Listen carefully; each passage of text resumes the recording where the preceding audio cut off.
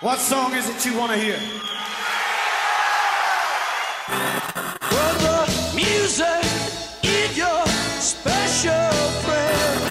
I hear music up above. Gotta get a message, get it all through. Hello, and welcome to the Secret Chord podcast. I'm your host, Adam Jacobs.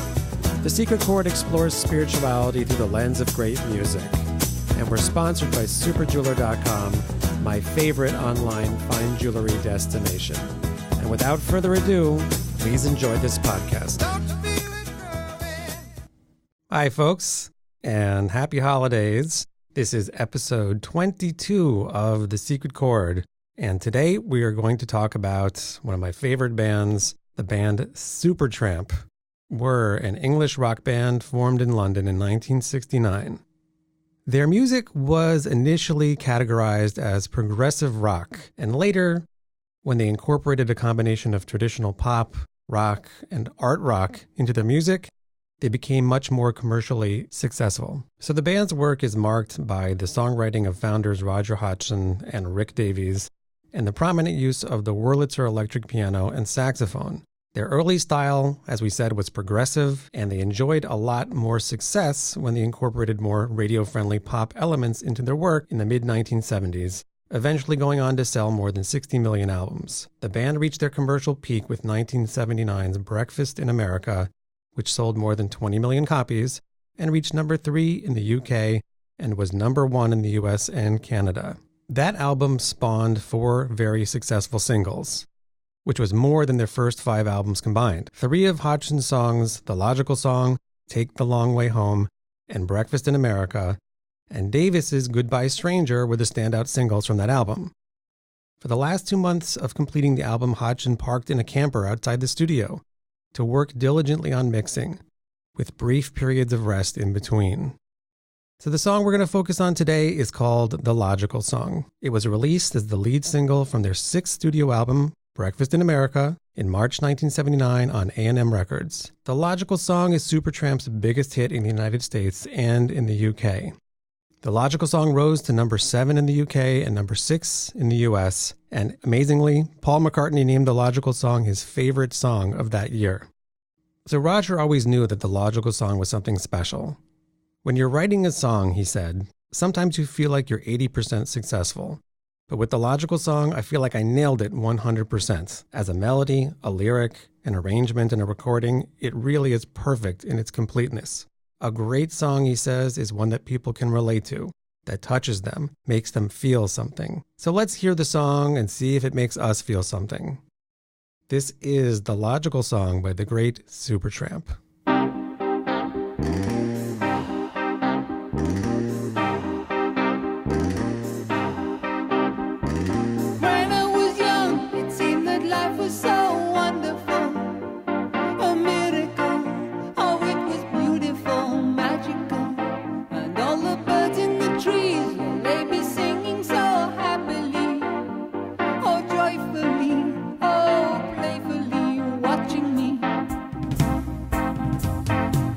They say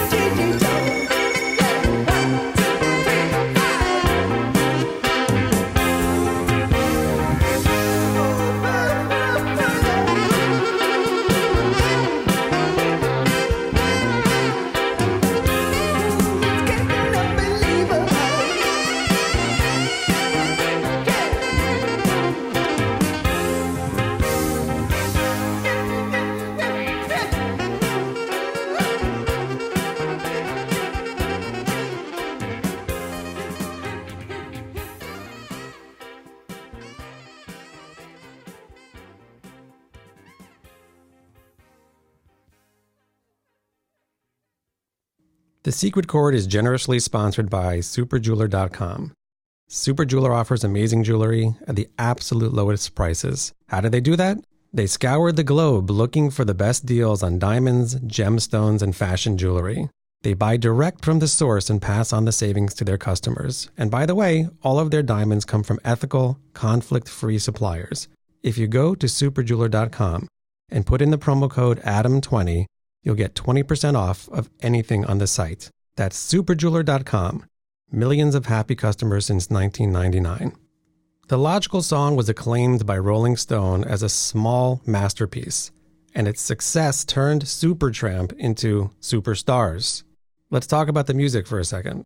It's very artistic. It's very well produced. They spent, as I said, weeks and weeks mixing it to make sure that it was perfect. It features the sound of the Wurlitzer electric piano. That's the foundation of the song. Now, a word on the difference between the Wurlitzer and the Fender Rhodes, the other most famous electric piano. The Fender has metal bars, and it's known for its bell-like sound and rich, warm, rounded tone. You can hear examples of the Rhodes sound when listening to classic songs like You Are the Sunshine of My Life by Stevie Wonder or No Quarter by Led Zeppelin. The Wurlitzer, by contrast, has a punchy reed tone. Timeless songs like I Am the Walrus by the Beatles or What I Say by Ray Charles are good examples of those. And Supertramp features the sound of the Wurlitzer. That's their main sound. Roger has a very unusual high voice. Listen to the note he hits on Please Tell Me Who I Am towards the end of the song. It's very hard to hit that note night after night, but he says he can still do it to this day. How about the lyrics? He says of the song that it was born out of my questions about what really matters in life. Throughout childhood, we're taught how to behave, yet we're very rarely told anything about the deeper purpose of life. We go from the innocence and wonder of childhood to the confusion of adolescence, and that often ends up in disillusionment in adulthood. And many of us spend our lives trying to get back to that innocence. He says, when I was young, it seemed that life was so wonderful, a miracle. Oh, it was beautiful, magical. And all the birds in the trees, they'd be singing so happily, joyfully, playfully watching me. But then they send me away to teach me how to be sensible, logical, responsible, practical, and they showed me a world where I could be so dependable, clinical, intellectual, cynical. By the way, cynicism is not cool. To me, it's a cop-out. It's cowardice. It takes energy and bravery to be positive. It's easier to be cynical. It's not spiritual. He goes on to say, there are times when all the world's asleep. The questions run too deep for such a simple man. Won't you please tell me what we've learned? I know it sounds absurd. Please tell me who I am. I love the honesty of that chorus. This is a guy wondering about the big questions in life, and what greater thing to do with your time, and to make art out of it seems to me even better. Now, given that this is a podcast about music and spirituality, this song is a perfect blend of both. And I figured I'd take a stab at answering the question, just who is it that we are? Who are you? How would you answer that question, by the way? Without using your name or your title, who are you? Can you succinctly answer that question? Most of us, I suspect, can't. Although this is part of a much bigger topic, if you had to boil it down to one idea, we are souls. We are souls that have been combined with a material body. Something like an angel and an ape fused together. And coming to the emotional, intellectual, and spiritual realization that that's who you are is part of life's work. So how is that done? It's in a few steps. Step one is that it's critical to make an emotional transition from thinking you're a body with a soul to a soul with a body. Step two, right now we're only able to experience what's called, in Kabbalah at least, a spark of the soul. We have a little bit of access to who we truly are, and we have to work to convince ourselves that we're not just the meat of the body, that we're something far bigger, far more capable, and far more interesting than that basically crude matter that makes up our material bodies. As such, number 3, the body should be thought of as a garment, something that's easily taken off. When you go to sleep at night, you don't worry that you're throwing your shirt over the chair. In the morning, you're going to put on a different one. It's not such a big deal. 4, the truth is that building this worldview takes a long time. And you have to work at it like anything else. You go to the gym to be strong. You focus on your soul to be soulful. Number 5, there are 3 helpful stages to coming to this realization.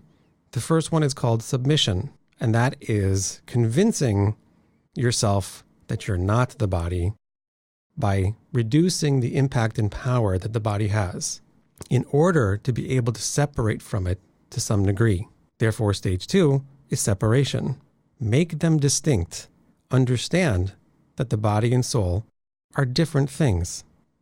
And stage 3 is called sweetening, which is the reunion of body and soul, but with the soul in charge and the body subordinate to it, which is the opposite of the way that it is now. 6, there are thoughts, feelings, and actions that come from the soul and also from the body. And we need to be able to distinguish between the two of them. 7, all negativity comes from the body, not from our essence, not from the soul, which means if we're down, if things aren't going well, if we're in emotional turmoil, that's not coming from the soul. Our soul doesn't do that. That's coming from the body's influence on the soul. And 8, there is no reason to acquire good traits. They're already there. It's just a question of revealing them. So in answer to Supertramp's question, please tell me who I am, my answer is, you're a soul. You're a soul with incredible capabilities that's probably being held back to some degree by your body. And that coming to the realization that you're not the body and freeing yourself from its power will truly inform you who you truly are and bring all kinds of benefits, freedom, happiness, pleasure, so on and so forth. So think about it. The answer is very important. Roger Hodgson said, I feel my relationship with God is very personal. Everyone's relationship to God is very personal. Everyone has a different path to connect with that place inside where God is to be found. Sounds to me like Roger sort of figured things out. Maybe he answered his own question. Now, amazingly, he said, over the years, my search for some meaning for myself found its expression in my songs. Music became the doorway for me to connecting with a very magical place inside me where I believe inspiration comes from. Listen to this. I believe when I get out of the way, ego and mind get out of the way, and I let the music take me, magic happens, and that's where a lot of my songs are born. When I wrote about God in my songs, I sort of wrote about it so it had a dual meaning. If you wanted to believe it was a song about God, you could. If you wanted to believe it was a song about a girl, you could also. And that reminded me, perhaps, of the greatest song of all time, which was written by King Solomon 3,000 years ago, which is called the Song of Songs, which seems to be a love poem between a man and a woman. But of course, we understand really is a love poem between man and God. So here we have Supertramp coming out and saying it. Yeah, our songs seem like they're between men and women, but really are between people and the Almighty, which I've always suspected. I believe that most musicians do that consciously or not. That's ultimately really what it's about. Here we have somebody admitting it. He also said, my songs are very self-honest because that's where I express my longing to love and my longing to know God. Looking back, I didn't even know that I was doing that. In a way, that's where I went to pray. To me, when a song came through, it was the closest thing I had to extreme happiness. It was connection. It was magical.